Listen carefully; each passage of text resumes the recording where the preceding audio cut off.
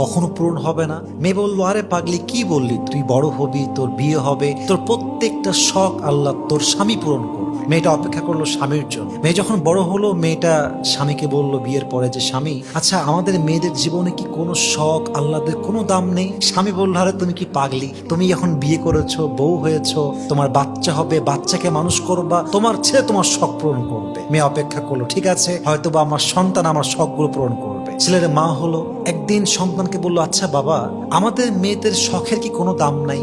আমাদের আল্লাহদের কোনো দাম কি পৃথিবীতে নেই?